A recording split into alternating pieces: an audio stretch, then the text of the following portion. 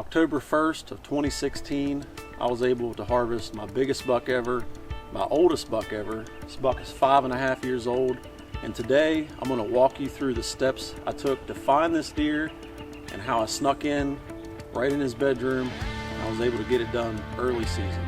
I'm going to explain the benefits of using a tree saddle system and how it helped me kill this nice buck.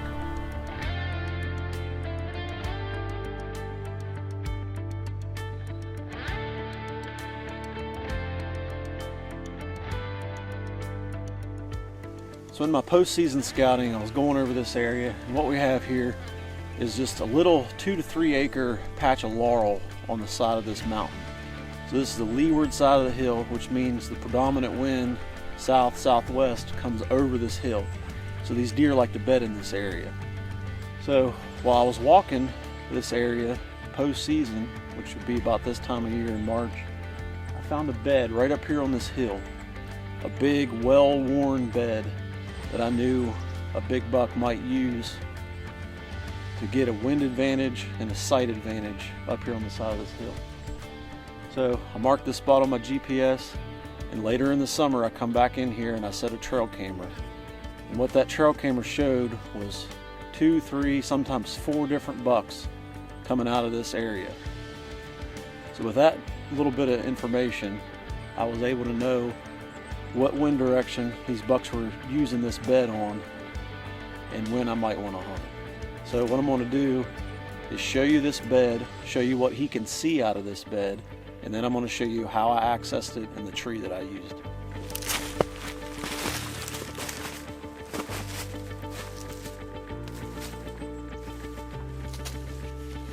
Alright, so I am sitting in this bed right now. It's a perfect little divot in the side of this hill.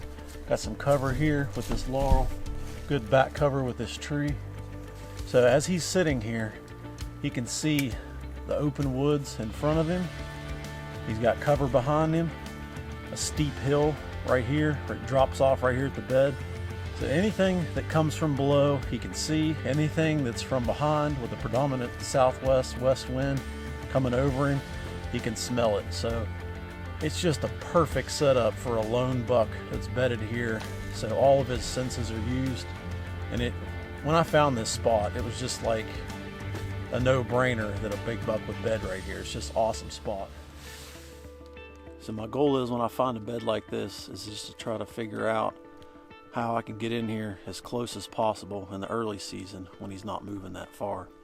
I can see what he would see, and right now the woods are a lot more open because there's no leaves on the trees, so I got to keep that in mind. So with these little saplings that are down here in front of me, I know that when the leaves are on, he's not going to be able to see past that. So I'm going to use that to my advantage, and I'm going to show you how I accessed this creek bottom down here the day that I killed him. Alright, so we found our buck bed up here in this laurel thicket. So as I was sitting in the bed, I was paying attention to what he could see below. So now I'm down here approximately 70 yards away where I think I can get into and get set up. The laurel thicket is right up here, and that bed is right on that edge. So we've got all these little saplings that'll have leaves on them early fall. We've got another advantage right here. We've got a maple tree that'll have leaves in it to block the view of the buck.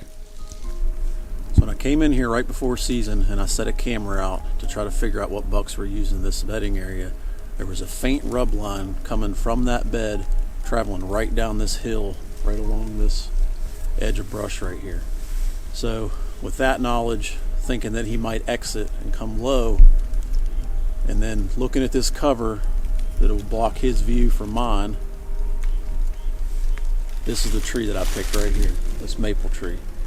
So after I picked the tree, the only way I could figure out how to get in here was to come in from the bottom, the southwest wind, so the wind would be right in my face.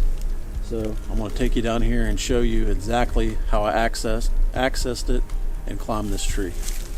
Alright, so I showed you the bedding area all the way up on top of this hill. I showed you the tree that I plan to use. So this is where it all started the day of the hunt. I'm in this creek bottom. The bed is about 300 yards up on this hill.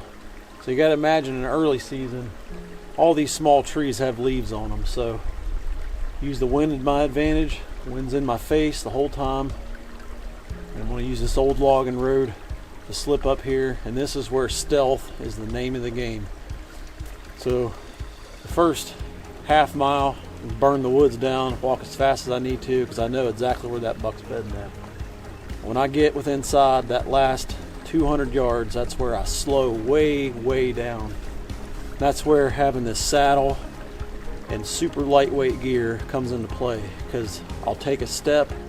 If I make any kind of noise, I stop and I wait and listen and watch.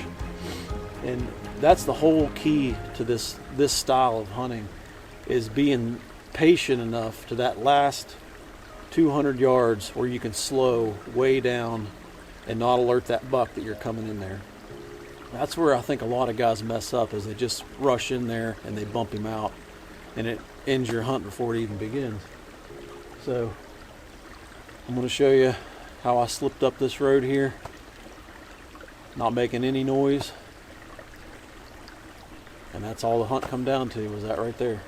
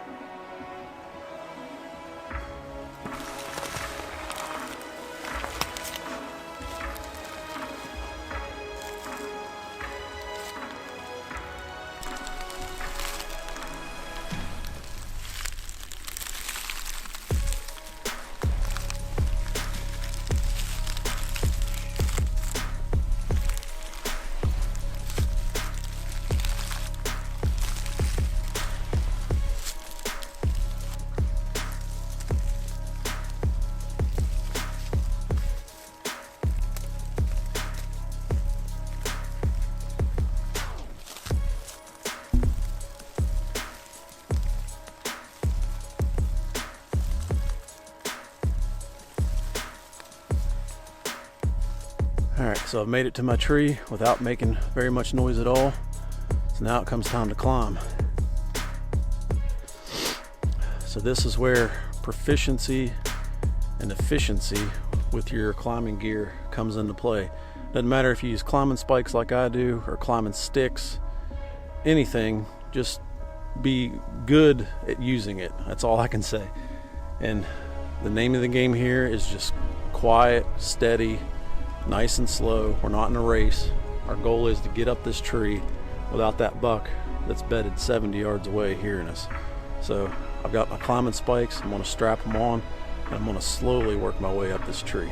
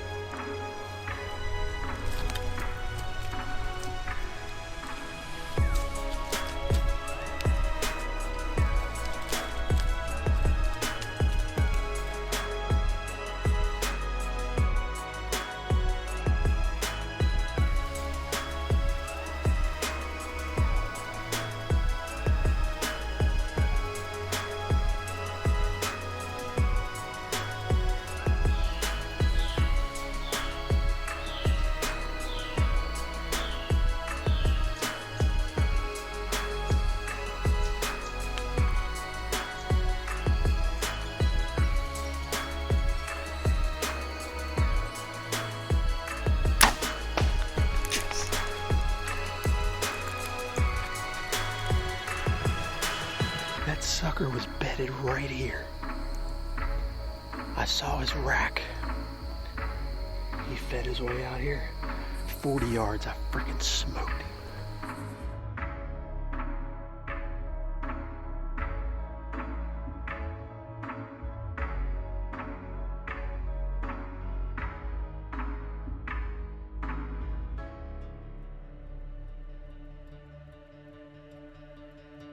I hope you guys really enjoyed this video. I hope you can take something away from it. I'm not a special hunter by any means. I just like to push the envelope a little bit and try to get in close to these bedded bucks. If you want more information on hunting this way, go to thehuntingbeast.com. Dan Infalt, I've learned everything as far as this technique from him. You know, he deserves all the credit for teaching everybody how to hunt this way, and it's really helped me a lot. So go check out his site and his videos, and you'll get a lot more information than what I can provide. And if you guys want information on saddle hunting and gear, go to saddlehunter.com. It's the biggest forum of saddle hunters in the world. It's run by a great group of guys. There's tons of good information on there. So if there's anything you might want to know about saddle hunting, saddlehunter.com. I hope you guys enjoyed it. Thanks.